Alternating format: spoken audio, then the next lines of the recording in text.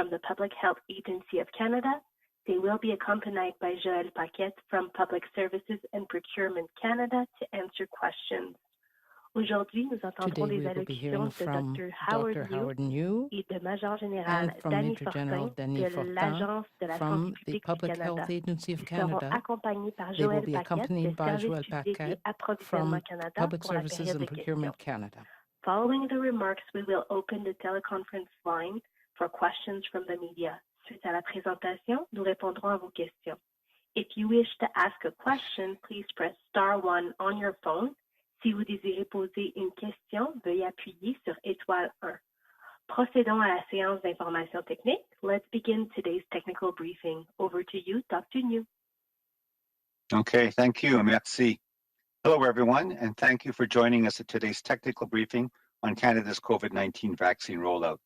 I'm here with Major General Danny Fortin, Vice President of Operations and Logistics at the Public Health Agency of Canada. To assist us in answering your questions, we have with us Joël Paquette from Public Services and Procurement Canada. As of today, more than 14.5 million COVID-19 vaccine doses have been administered in Canada. As of last Saturday, more than 41% of the adult population in Canada has received one dose of the vaccine. Among people 80 years of age or older, 89% has received their first dose and 16% have received their second. And among people 70 to 79 years of age, 86% have received their first dose and 5% have received their second. In younger groups, 71% of those aged 60 to 69 years of age and 43% of those aged 50 to 59 years of age have received their first dose. As of April 30th, there have been 4,548 reports of adverse events following immunization. These include any medical event that occurs following immunization but isn't necessarily related to the vaccine. 748 of these reports, about 1 in 18,000 doses administered, were considered serious, such as a severe allergic reaction. As of May 6th, there have been 11 cases of blood clots with low platelets following the receipt of Astrazeneca vaccine in Canada reported to the federal level. Sadly, 2 additional people from Alberta and New Brunswick, following the initial death reported in Quebec, have passed away. We offer our sincerest condolences to their loved ones. These adverse events remain rare, and this vaccine is providing protection to many Canadians. There has been a lot of discussion this week about the National Advisory Committee on Immunization, NACI, and its latest recommendation regarding viral vector and mRNA vaccines. The bottom line is, vaccines are essential to ending the pandemic, and the benefits of all vaccines approved in Canada outweigh the risks. They protect us from serious illness and death, along with the very real long-term impacts of COVID-19. I would like to take a moment to reiterate the respective roles of Health Canada, NACI, and the provinces and territories. Health Canada is the regulator that approves individual vaccines and authorizes their use in Canada. NACI, as a technical expert committee, makes recommendations on the use of these vaccines, including the identification of priority groups for vaccination.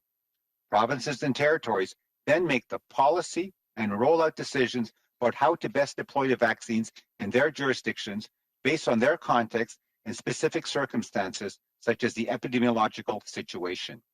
We can see in other countries that high vaccination coverage, together with the maintenance of strong public health measures, have led to decreasing infection, hospitalization, and death rates, and allowed for some easing of public health restrictions, such as in the UK, which has primarily administered millions of doses of the Astrazeneca vaccine to great success. In another development on the vaccine front, yesterday, Health Canada authorized the use of the Pfizer-BioNTech COVID-19 vaccine in children 12 to 15 years of age, after determining it's safe and effective in fighting COVID-19. This is the first COVID-19 vaccine authorized in Canada for use in children and marks a significant milestone in Canada's fight against the pandemic. As vaccine eligibility expands with each passing week, I encourage everyone to get ready for your turn. Check out the provincial or local public health website so you know where and when to register, make an appointment, or find a pop-up clinic. Ask people you know if they might need help booking their vaccination. Look for ways you can help your fellow Canadians have a more normal summer. Finally, as a reminder, we need to continue following public health measures like physical distancing, wearing a mask, and of course, getting vaccinated. Thank you.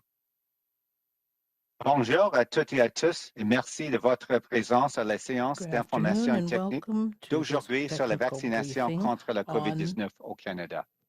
Je suis accompagné du Major général Danny Fortin, vice-président des opérations et de la logistique à l'Agence de la santé publique du Canada. Joël Paquette, du Service public et approvisionnement Canada, est avec nous pour nous aider à répondre à vos questions. À ce jour, plus de 14,5 millions de doses de vaccins contre la COVID-19 ont été administrées au Canada. En date de samedi dernier, plus de 41% des adultes au Canada avaient reçu une dose de vaccin. Parmi les personnes de 80 ans et plus, 89% ont reçu leur première dose et 16% ont reçu la seconde.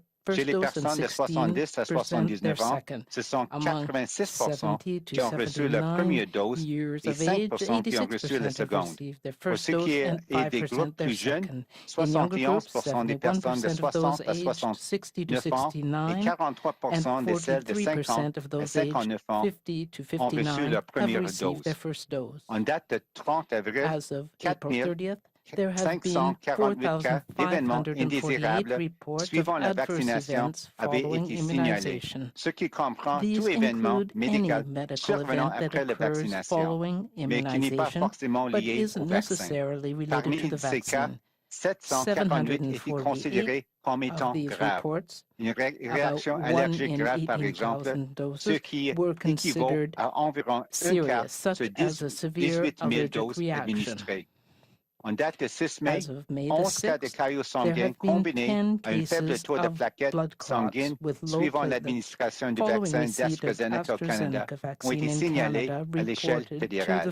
Malheureusement, depuis les décès signalés au Québec, 2 autres personnes en Alberta et au Nouveau-Brunswick sont décédées. Nous adressons nos plus sincères condoléances à leurs proches. Ces effets indésirables restent rares et ce vaccin procure une protection à un grand nombre de Canadiens. Il a beaucoup été question cette semaine du Comité consultatif national de l'immunisation au CCNI et de ses dernières recommandations relatives aux vaccins à vecteur viral et aux vaccins à ARN messager. Ce qu'il faut retenir, c'est que pour mettre fin à la pandémie, il faut des vaccins et que les avantages de tous les vaccins approuvés au Canada l'emportent sur les risques. Ils nous protègent contre les maladies graves et la mort, ainsi que contre les effets très réels et à long terme de la COVID-19. Je profite de l'occasion pour réitérer les rôles respectifs de Santé Canada, du CCNI, ainsi que des provinces et des territoires. Santé Canada est l'organisme de réglementation qui approuve les vaccins et qui autorise l'utilisation au Canada. Le CCNI, à titre de comité d'experts techniques, fait des recommandations sur l'utilisation de ces vaccins et établit notamment les groupes à qui les vaccins devraient être donnés en priorité. Par la suite, les gouvernements provinciaux et territoriaux prennent les décisions relatives aux politiques et aux programmes de vaccination pour déployer les vaccins de la façon qui convient le mieux pour leur territoire en se fondant sur le contexte et leurs circonstances particulières, notamment la situation épidémiologique. Nous avons pu constater qu'ailleurs dans le monde, la couverture vaccinale étendue ainsi que le maintien de robustes mesures sanitaires ont mené à une baisse des taux d'infection, d'hospitalisation et de décès et ont permis un certain allègement des mesures sanitaires, notamment au Royaume-Uni où des millions de doses de vaccins d'Astrazeneca ont surtout été administrées avec de très bons résultats. Il y a une autre avance en ce qui a trait au vaccin.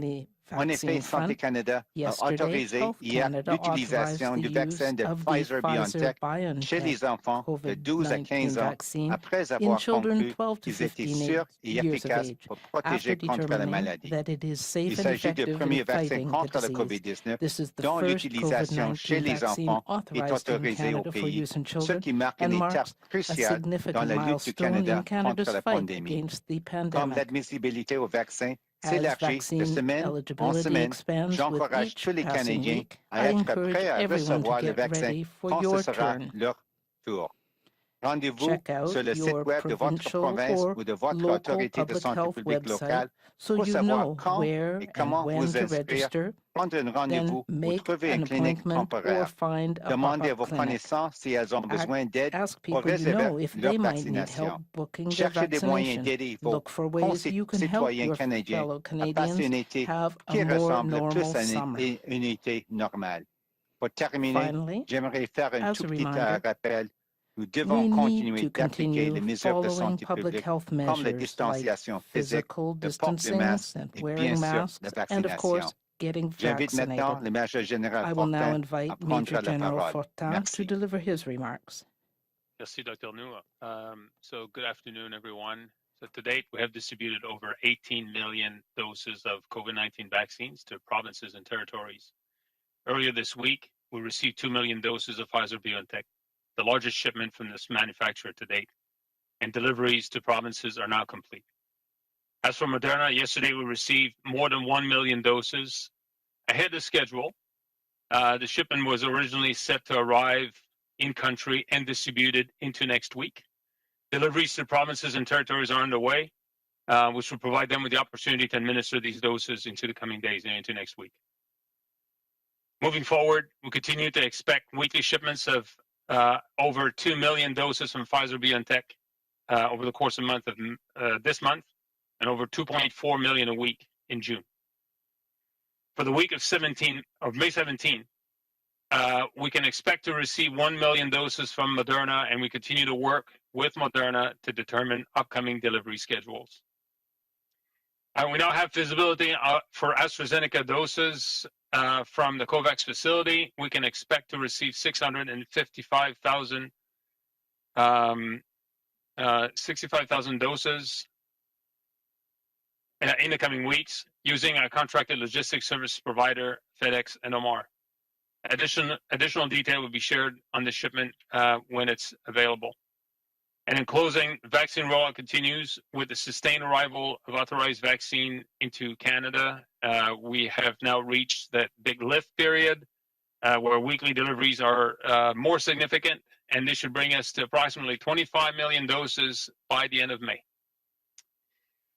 Bon après-midi à tous et à toutes. Everyone. Alors, à ce jour, nous avons distribué plus de 18 millions de doses des vaccins contre la COVID-19 aux provinces et aux territoires. Plus tôt cette semaine, nous avons reçu 2 millions de doses de Pfizer-BioNTech, la plus grande quantité expédiée par fabricant à ce jour. Les livraisons aux provinces sont maintenant terminées. En ce qui concerne Moderna, nous avons reçu hier plus d'1 million de doses, une semaine avant la date prévue. Les livraisons aux provinces et aux territoires sont en cours et ces derniers pourront donc administrer les doses au cours des prochains jours et au cours de la prochaine semaine. Pour ce qui est de la suite des choses, nous prévoyons toujours recevoir des livraisons hebdomadaires de plus de 2 millions de doses de Pfizer-BioNTech au cours du mois de mai et de 2,4 millions par semaine au cours du mois de juin. Pour la semaine du 17 mai, nous pouvons nous attendre à recevoir environ 1 million de doses de Moderna et nous continuons à collaborer avec le fabricant pour déterminer les prochains horaires de livraison. Nous en savons maintenant un peu plus sur les doses AstraZeneca provenant de COVAX. Nous pouvons nous attendre à recevoir 655 000 doses au cours des prochaines semaines en utilisant notre fournisseur de services logistiques contractuels, FedEx et Omar. Nous communiquerons d'autres détails sur cet envoi lorsque nous en saurons davantage. C'est toujours en coordination. Pour terminer, la vaccination se poursuit grâce à l'arrivée soutenue des vaccins autorisés au Canada. Nous avons maintenant atteint une période encourageante où les livraisons hebdomadaires sont de plus en plus importantes. Nous devrions atteindre plus de 25 millions de doses d'ici la fin du mois de mai. Merci beaucoup. Thank you. We will now open the phone line to questions. We ask that you limit yourself to one question and only one follow-up. We will be taking your questions in both official languages. Nous vous demandons de vous limiter à une question et seulement une question suivie. Vous pouvez poser vos questions dans l'une ou l'autre des langues officielles. We will start with the first question. Première question, opérateur. Thank you. Merci. Please press star 1 at this time if you have a question. S'il vous plaît, appuyez sur étoile 1 maintenant pour poser une question. The first question is from, la première question est de Mia Rodson de Canadian Press. Please go ahead. À vous la parole. Yes, hi. I'm wondering if you, with those new doses of AstraZeneca that you're talking about coming from COVAX or any other doses coming, is there going to be a change in how they're distributed based on NACI's advice that places with low rates of infection might not want to use them? Are there provinces that are saying they don't want any more doses of AstraZeneca, or will this have any impact on how those doses are distributed? Yeah, the plan at this time is to continue to distribute on a per capita basis to all provinces. The territories still have an ability to signal whether or not they want to receive those doses in the future. So we intend to continue with that approach. And at this time, we have not received indications from any jurisdiction, federal or provincial, that they would want to alter that distribution model at this time. It's Dr. New. Maybe I can add to that. It's Dr. New. Certainly, based on the current recommendation for AstraZeneca as a two-dose regime, the thinking and planning is that obviously looking at the provincial sort of administration of the AstraZeneca vaccine, everyone who's received that first dose, obviously, and that's great because they've obviously protected themselves, their families, loved ones, and even others in the community in terms of decreasing the risk of community transmission. But the thinking and planning is that the shipping of the AstraZeneca doses would be there to obviously offer that quote second dose of the two-dose regime. Thank you for that. And I'm also wondering if you can just talk a little bit about this ramp up of both deliveries and vaccinations. Most provinces are now expanding their eligibility. Some are going right down to 12 years old.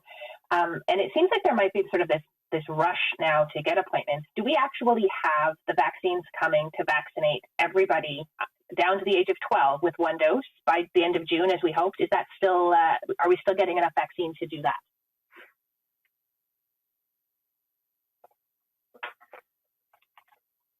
Well, we're definitely getting an increasing amount of vaccines. As I laid out, we expect to have 25 million by the end of this month. More coming in June, as I explained, with a very regular flow of Pfizer. More Moderna coming, AstraZeneca, and others. So I think if we look in the coming weeks and months, we'll have sufficient quantity of doses for provinces and territories to offer a vaccine to all those Canadians who want it, perhaps sooner than originally anticipated. But we keep a close eye on that. Provinces and territories keep a close eye on their throughput, and they're significantly increasing their ability to administer at scale, with new pharmacies being onboarded, with new modalities being put in place, drive-thrus, walk-in clinics. So the throughput is increasing across the board. Yeah, it's Dr. New. Maybe I can add to that. I think it was, as I said in my opening remarks, I think a crucial milestone with Health Canada approving the use of the Pfizer-BioNTech vaccine for individuals aged 12 to 15. And you can see the provinces and territories, or at least several of them, are looking at that.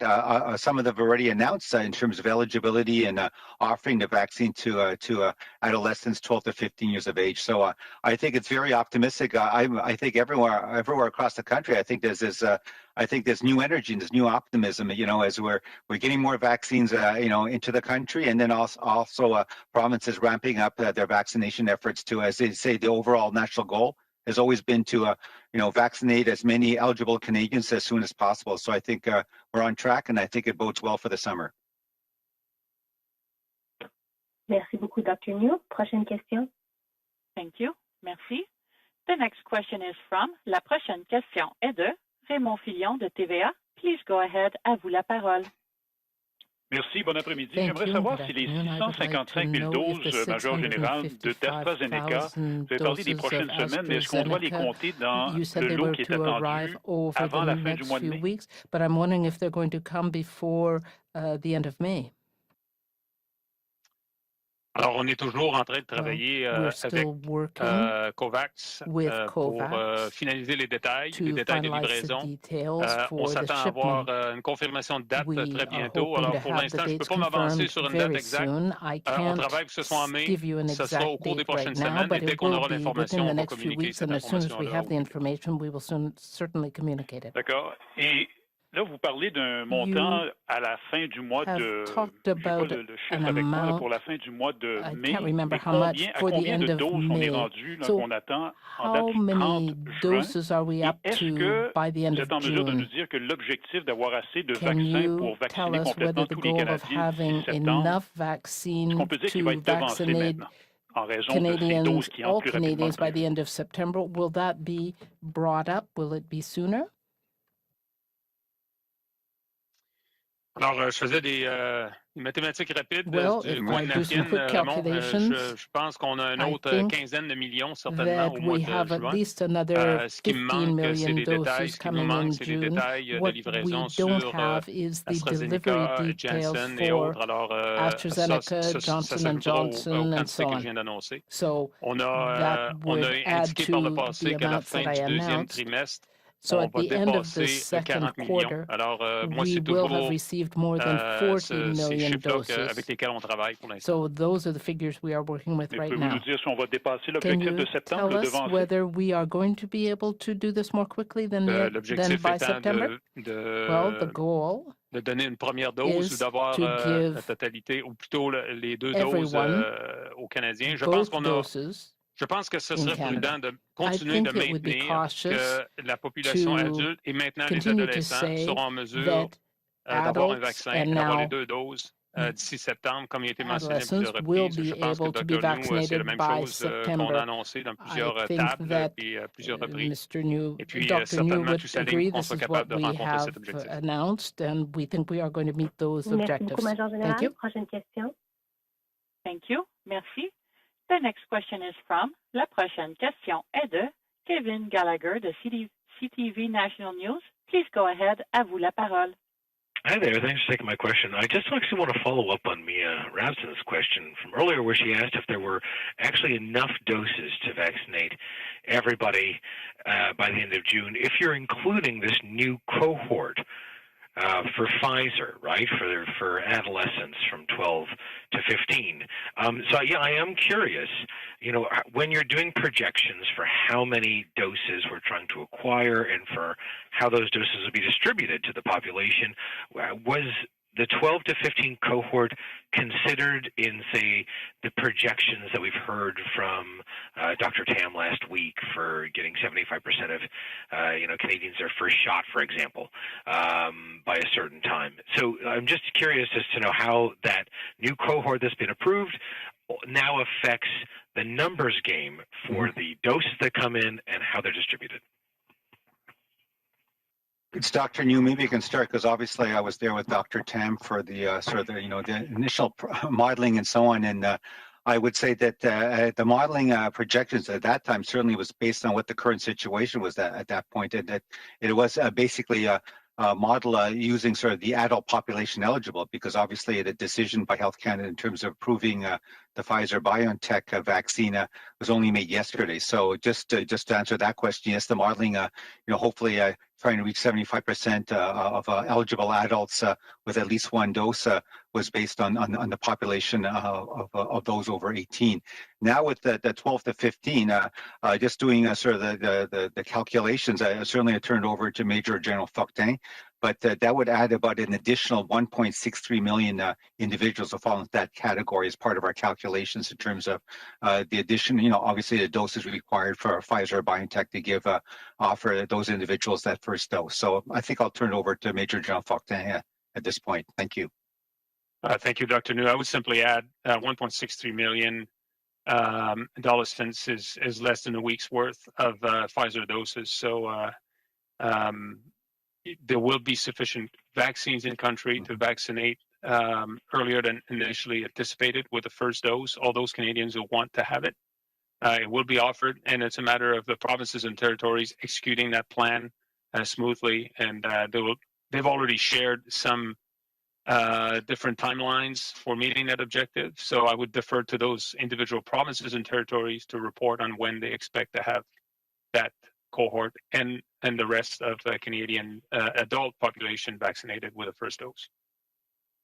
Just to follow up on the Astrazeneca coming from the COVAX, with NACI's sort of recommendation that seemed to prioritize Pfizer and Moderna over AstraZeneca for some Canadians in certain hotspot regions, let's say, depending on where you are, I guess, whether you get AstraZeneca or preferably, right? I know that there's a certain stance on, take the first shot that's available, but is there now less of an effort to get the total COVAX doses? Is there going to be an issue with supply as well coming from India when we're talking about AstraZeneca moving forward? It's Dr. New. I'm not sure. It's sort of maybe a two-part question. If you're looking at the supply logistics, certainly return it to Major General Danny Fortin and also Joël Paquette. But if you're looking in terms of the issue, and I think you're hinting at, is there maybe a less of a sort of a, what's the word, a demand or maybe some hesitancy for AstraZeneca? What I can say is that, what we said all along, the goal is to vaccinate as many Canadians as soon as possible with approved vaccines. And the 4 approved vaccines by Health Canada, certainly based on the clinical trials, were all shown to be effective in preventing serious illness and death. And that's been borne out in the real world experience. You're looking around the world in terms of those vaccines, all the vaccines being used, and the ones that also here in Canada, we're still obviously waiting for the Janssen vaccine. But the 3 to date, I think, they've been very effective in preventing serious illness and death. And so I think, what NACI said, just putting it sort of in context, is that they, from a technical point of view, in terms of an open, transparent, I would say a risk assessment, looking at the data to date, the fact that there's been a safety signal that's been sort of detected, and I think that actually is also credit to the very good, I would call it, post-marketing or surveillance systems, both here in Canada, in the U.S., and also in countries in Europe. Because of that, Health Canada did their job. They looked at the data. They looked at it along with other regulators, and based on that, overall, they concluded that the benefits still outweigh the risk, and what they've done is obviously adjusted the product monograph to make it clear. So in terms of informed decision making, that information is now part of the product monograph. Now NACI actually also took a look at the data, and they came up with their technical recommendations. But as we all know, at the end of the day, it's the provinces and territories. They take all of that information from NACI and so on, look at their provincial context, epidemiology, and so on, look at the vaccines at their disposal, the tools in the toolbox to make the best use. Every vaccine has, obviously, it's certain advantages. For example, Janssen, maybe the one dose it makes it easier to vaccinate certain groups where it might be more difficult to give them their second dose. AstraZeneca, I think the refrigeration requirements are not as stringent as maybe the mRNA vaccines.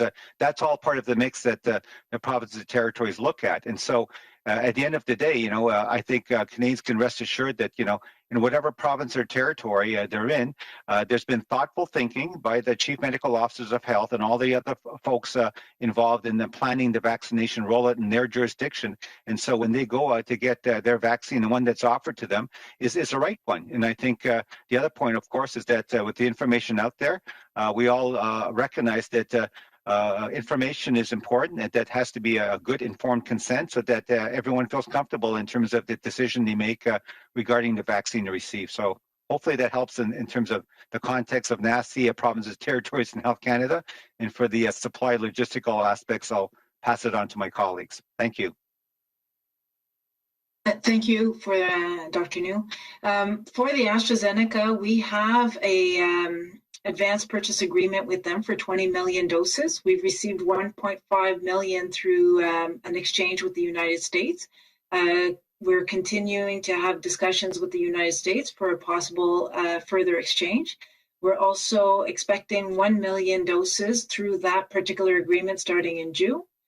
We have 2 million doses through the Serum Institute of India, of which we've received 500,000. And we're expecting 1.5 million more. And we're working with the Serum Institute to determine when that will receive those doses. And we've received over 300,000 doses from COVAX, and we're expecting another 655,000 before the end of this month. So all in all, we're getting quite a bit of AstraZeneca doses that we'll be able to administer to Canadians. Thank you. Thank you. Next question. Thank you. Merci. The next question is from, la prochaine question est de Mylène Crête de Le Devoir. Please go ahead. À vous la parole. Bonjour. J'aimerais savoir quand vous attendez la décision pour l'autorisation du vaccin de Moderna pour les adolescents de 12 à 15 ans. Authorize Moderna for adolescents between the ages of 12 C'est and 15. Dr. New. Peut-être moi je vais répondre aux questions. On sait qu'il y a plusieurs fabricants avec le vaccin. Ils sont en train de faire comme des essais cliniques. On attend les résultats, mais c'est vraiment pour nos collègues à Santé Canada pour attendre une soumission de la compagnie. Et puis après, c'est toujours leur responsabilité, on peut dire, leur mandat pour analyser la soumission avec des données probantes pour peut-être donner une approbation. Donc, je ne peux pas dire plus à date, c'est ça la situation. Merci. So that is the situation right now. Et je me demandais, dans la même veine, est-ce qu'on peut pouvoir espérer pouvoir vacciner les enfants can hope to be able to vaccinate children under the age of 12, perhaps even by September when school starts again. C'est Dr. New, oui, c'est le même genre de question. Merci pour la question. Oui, moi, je sais que plusieurs compagnies fabricantes des vaccins aussi sont en train de continuer avec leur essais cliniques, même pour les enfants moins de 12 ans. Donc, c'est une question d'attendre les résultats des essais cliniques, les données probantes, et c'est comme ça avec la soumission aux organismes réglementaires, je pense peut-être dans plusieurs pays, mais ici au Canada, c'est à Santé Canada, pour leur analyse et leur potentiellement approbation, mais c'est trop tôt pour spéculer qu'est-ce qui va se passer. C'est vraiment une question d'attendre les résultats des essais cliniques et puis qu'est-ce que les compagnies veulent faire avec une soumission à Santé Canada. Merci beaucoup. Prochaine question. Thank you. Merci. The next question is from, la prochaine question est de Ryan Tumulty, National Post. Please go ahead. À vous la parole. Yeah, hi there. I'm wondering what sort of measures you're putting in place with the Pfizer deliveries coming so heavy now and so many Canadians getting Pfizer for their first dose. I know there's the potential of mixing and matching, but I know those studies aren't done. So what sort of measures are you taking in place to ensure that Pfizer will be available for someone's second dose? Is there going to be a point at which you recommend to provinces to stop offering it to people for their first dose?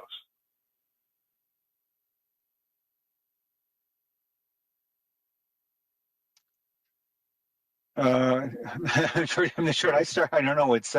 Thank you very much. An interesting question. Obviously, it's a logistical one. Certainly, from a public health perspective, what I can say is that the Pfizer-BioNTech vaccine is the only one approved for adolescents at 12 to 15. As Major General Fortin said, that's not really that many, Canadians. That's 1.63 million, and he pointed out that's sort of like a week's worth or so of vaccine doses. So, based on that, and also sort of the anticipated, but also to date, the very sort of stable delivery of the weekly shipments of Pfizer-BioNTech, I think the provinces are taking into account, and the fact that as part of their planning, you could see several provinces have already opened up the eligibility to even offer it to individuals 12 to 15 years of age. I can't speak for the provinces and territories, but it appears that that's in hand in terms of obviously the logistical aspects and the planning for the vaccination programs. But I think I'll turn it over, obviously, to Major General Fortin and maybe Joël Paquette, if you would like to add something as well. Yeah, what I would tell you is provinces and territories have a good handle on what they need, and they keep tabs on who's getting which vaccine. In the discussions that we're having very regularly, of course, we're probably only starting to do deliberate planning on second doses. I mean, there are provinces that are booking appointments for second doses. Others, they will book that a little bit later as they go through, as they move forward. But they keep tabs. They are hard at it, ensuring that we have the right doses for the right people. So in our conversations, this would come up. When can we expect to have AstraZeneca? When can we expect to have Moderna? And they build their plans around that, and we continue to work to provide them as much visibility as possible on that. So I think at this time, everybody's working on a very deliberate plan, making sure that the people get the right vaccine when they're supposed to receive it.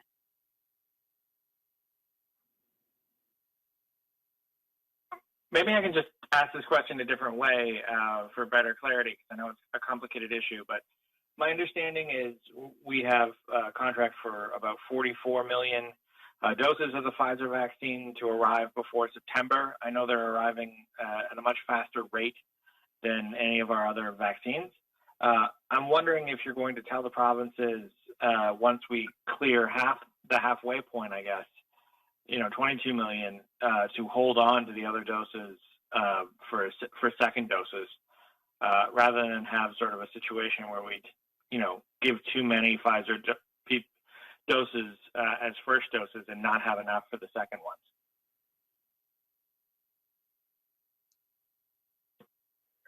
Merci. Prochaine question.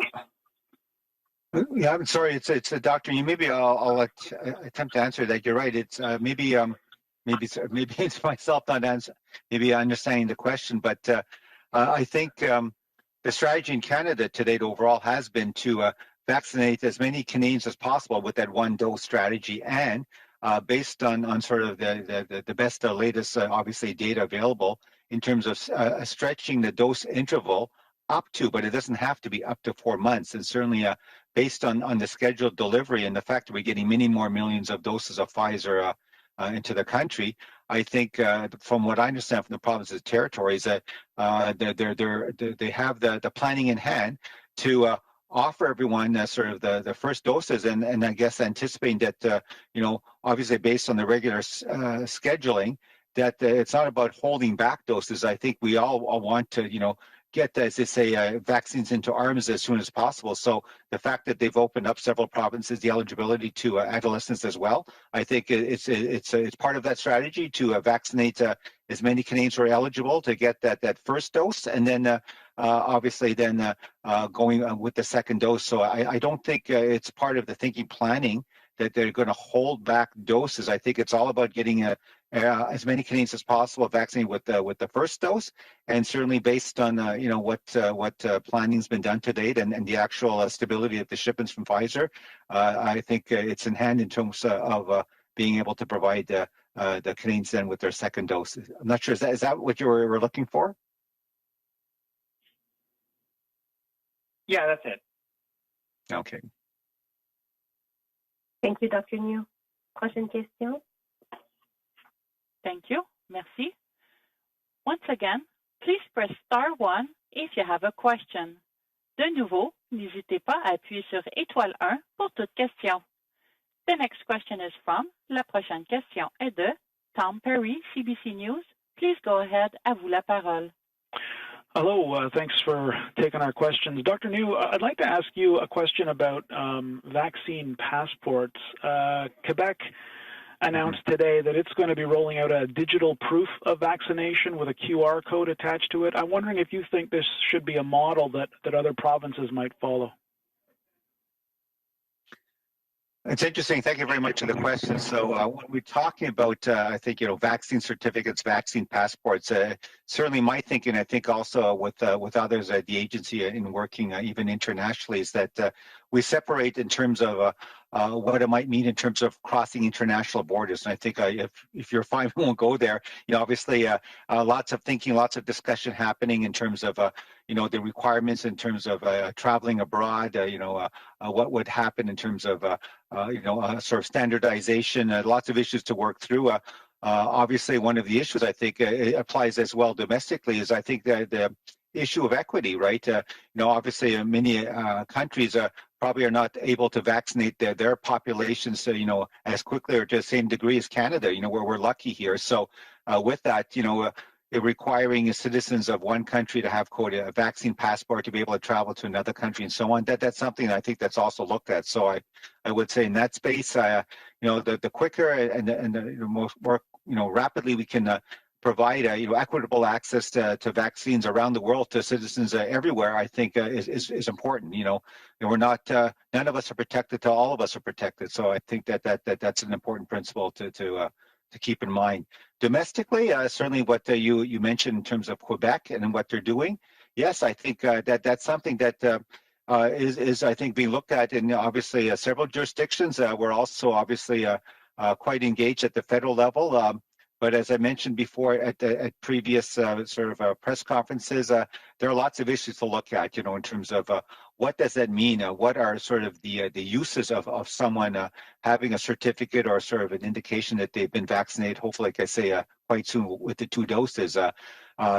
In terms of equity, stigma, discrimination, I would say even from a pure technical scientific point of view, if we're also obviously still worried or concerned about the ongoing community transmission, we have to keep in mind that you have to maintain the public health measures. It's not vaccination alone that's going to get us out of this. And to that point, then, the fact is that we still don't know in terms of long-lasting and what the duration of immunity is. So someone might get their 2 doses, have a certificate. Well, what does it mean, 6 months from now, a year from now, and so on and so forth. And the fact is that we know no vaccine is 100% effective. And so, the fact is that there are people going to be walking around having maybe received the full 2-dose regimen, let's say, for the vaccines that require our 2 doses, that may still be susceptible to, COVID-19 and then also be able to transmit to others. So even technically, there are some obviously some scientific issues to look at. And then, of course, as I said, the ethical and all those other things are also something that needs to be looked at as well. Thank you. And just as a follow-up, can I just double check? I heard there was some talk earlier about U.S. doses or potential U.S. doses of Astrazeneca. I heard someone reference 1 million doses in June. I assume that's from the Serum Institute in India that we're talking about. Is there any further update on us potentially borrowing more Astrazeneca doses from the United States anytime soon?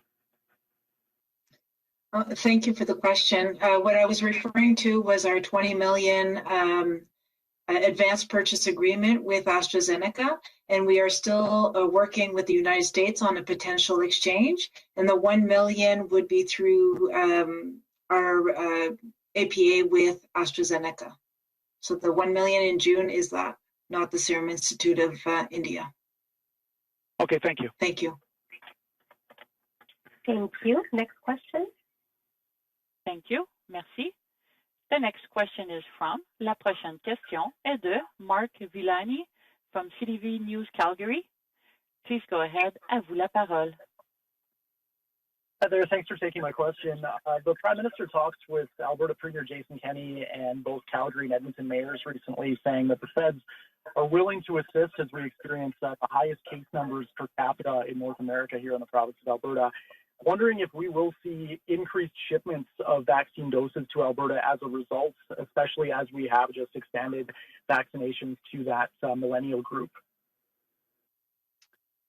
It's Dr. New. Maybe I can start, and then Major General Fortin can add. Yeah, certainly the situation in Alberta is quite serious. I think, as you pointed out, that they have a very, very high infection rates. Their healthcare system is obviously beginning to be overloaded and so on. But as I've said previously, vaccines alone are not the silver bullet. It's not what's going to get us out of this situation. Even if you were to give a vaccine to an individual, it takes several weeks for immunity to develop and so on and so forth. And so we all recognize that really what's needed at the present time is strong public health measures, both in terms of individual behaviors, the wearing of the face mask, not mixing with others outside of your household, good hand hygiene, and so on. And we all know that. And beyond that, obviously, governments, I think, have a role to play because at the population level, even if someone is well-meaning and wants to do all the right things in terms of, the physical distancing and the face mask, and so on. As we all know, some essential workers, based on their circumstances, it's not easy. You can't take a day off work. You don't have maybe the social supports, the sick days and so on. So I think those are things that also need to be looked at in terms of providing supports for essential workers and others who are not able to follow all of the good sort of personal public health measures that they would like to. Other than that, like I say, there's always that delay aspect in terms of when you implement strong public health measures or even vaccination, it'll take a few weeks after that to actually see any impact. So right now, I would say that most of the support that maybe Alberta might be requiring are things that might be more maybe equipment or sort of things related to the healthcare system. But I would say that as the federal government, I can't speak for the whole range of supports, but certainly we're always open to listen to any request, and then we'll obviously get into the details and see what we can do in terms of any type of support and assistance that the federal government could provide to the province of Alberta. And with that, maybe I'll turn it over to Major General Faulkner. Yes, thank you. Maybe just a quick comment. Over the last several weeks, we saw numbers increase with Pfizer and Moderna and others, and so there were discussions through various tables, and we solicited the input of provinces and territories, the Special Advisory Committee on COVID, for instance, and the CIC Immunization Committee, and for a number of reasons, looking at hotspots in different locations in the country, and more to come. The decision was made for every vaccine to continue with a per capita distribution on a per capita basis. We revisited that with more Moderna, and that was the decision that was made in the end. We revisited that with Johnson & Johnson, and the same decision. We came to the same decision. For a number of reasons, we don't have a federal reserve that we can tap into to cover on short notice a particular area, Alberta or another jurisdiction. We don't want to hold on to doses for that eventuality. We want to push those doses out to provinces and territories for those jurisdictions to administer those doses. So the best way we can help at this time without taking from one province to give to another is to continue on pace and produce as much or provide as much clarity as possible to provinces and territories so they can plan, make adjustments. And Alberta has been making huge adjustments to its distribution with the number of vaccines, with the number of pharmacies onboarded starting this week, tripled from the previous week, and various other modalities are expanding.